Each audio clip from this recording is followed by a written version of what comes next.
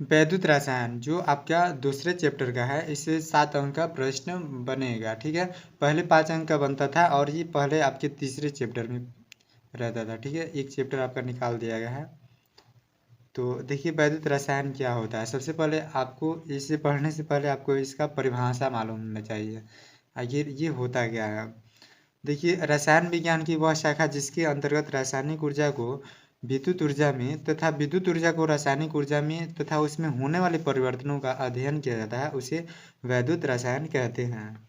यानी रसायन विज्ञान की वह शाखा जिसके अंतर्गत जो रसायन ऊर्जा है यानी केमिकल एनर्जी है, उसको विद्युत ऊर्जा में यानी इलेक्ट्रिकल एनर्जी में तथा विद्युत ऊर्जा को यानी इलेक्ट्रिकल एनर्जी को केमिकल एनर्जी में यानी रासायनिक ऊर्जा में परिवर्तन को ही होने वाले परिवर्तनों का जो अध्ययन किया जाता है, स्टडी किया जाता है, उसे ही वैद्युत रसायन कहते हैं।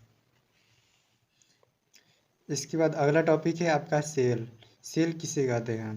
देखिए जिस पात्र में जो रासायनिक ऊर्जा या रासायनिक विद्युत ऊर्जा को रासायनिक ऊर्जा में या फिर रासायनिक ऊर्जा को विद्युत ऊर्जा में परिवर्तन कराते हैं, उसी को ही जिस पात्र में कराते हैं उस पात्र को ही सेल कहते हैं। ठीक है, तो इसका परिभाषा क्या है। देखिए जिस पात्र में विद्युत ऊर्जा एवं रासायनिक ऊर्जा में परिवर्तन कराते हैं उसे सेल कहते हैं।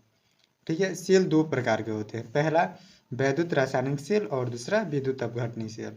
ठीक है, वैद्युत रासायनिक सेल में सेल का उदाहरण है आपका गैल्वेनी सेल और वोल्टीय सेल। ठीक है, वैद्युत रासायनिक सेल किसे कहते हैं। वे सेल जो रासायनिक ऊर्जा को विद्युत ऊर्जा में बदलते हैं उसे विद्युत रासायनिक सेल कहते हैं, जैसे गैल्वेनी और वोल्टीय सेल। दूसरा है विद्युत अपघटनीय सेल। ये आपका सिलेबस से निकाल दिया गया, लेकिन फिर भी आप इसको पढ़ लेंगे तो बेहतर ही रहेगा। देखिए वे सेल जो विद्युत ऊर्जा को रासायनिक ऊर्जा में बदलते हैं उसे विद्युत अपघटनीय सेल यानी इलेक्ट्रोलाइटिक सेल कहते हैं।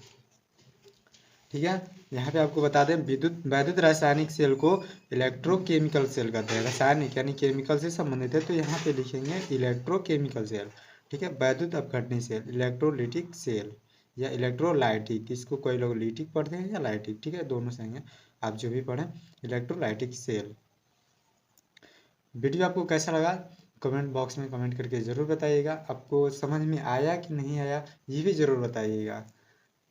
धन्यवाद।